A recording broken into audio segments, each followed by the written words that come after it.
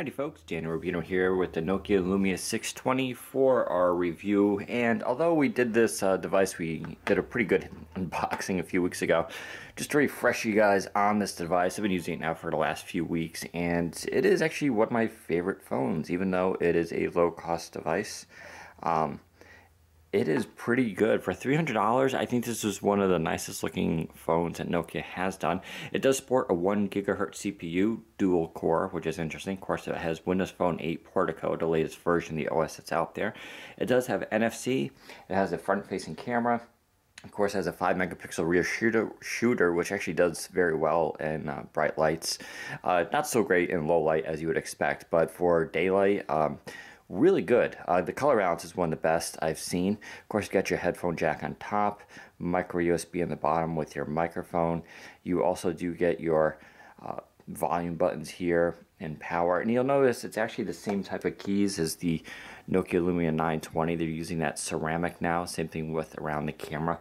So they got rid of all that chrome, and I think it looks much better than what they used to use with the chrome and everything. These don't scratch, they don't wear out as much. Same with the camera. And of course this shell here, which is a two-toned plastic, you can see it's got the yellow and green, and it gives a really neat effect. It's kind of hard to see on video, but like, you know, things like the Nokia is actually sort of layered, and you can kind of see sometimes the way the light reflects through it. It's a neat effect.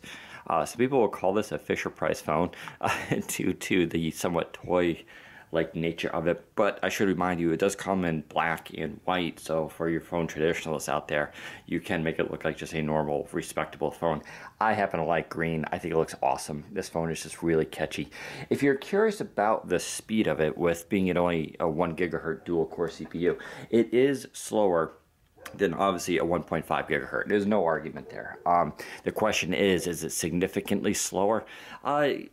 Yes and no. If I'm going to do a direct comparison here, so for instance, I'll do Internet Explorer. Yeah, okay. It takes a little bit longer to load up, especially since that page wasn't loaded. But you know, little things like that, yeah, there's definitely a little bit of lag. Not in a lag in the sense that you feel like you're waiting an eternity for things to load, but obviously that extra half gigahertz from the dual core on the 920 does give it a boost in performance.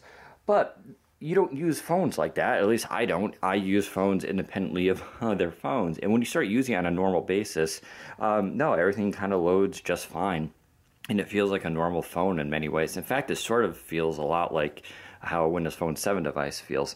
But scrolling is fine. Touch sensitivity is good. I mean, once again, it's not as good as a Nokia Lumia 920, but no one is expecting that.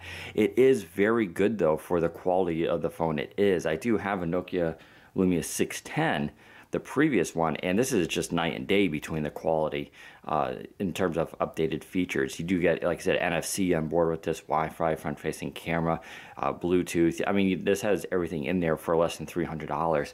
In that sense, it's really good. I can even show you something a little bit more intense. A lot of people ask about games. How did those perform? And let's say I'm going to load Asphalt 5 here. And you can see for yourself. It handles games just fine. I don't have any issues with it. You can see even the load time here is perfectly acceptable. This game always does have a little bit of a longer load time anyway. But you can see the graphics.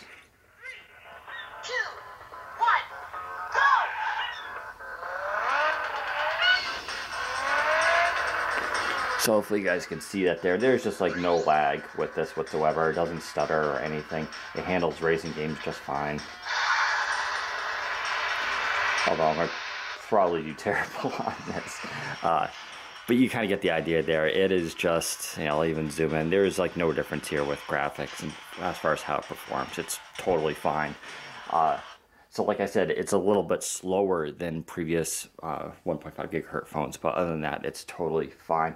But it's a great device. It's a lot smaller in the hand, obviously, than a 920, but because of that, it really fits well. You can like just grip your hands around it. Your thumb is, you know, going like that. There you go, Nokia Lumia 920, one of my favorite phones. Audio speaker right there, by the way, really good. Obviously easy to block, and when you do that, it really does sort of block.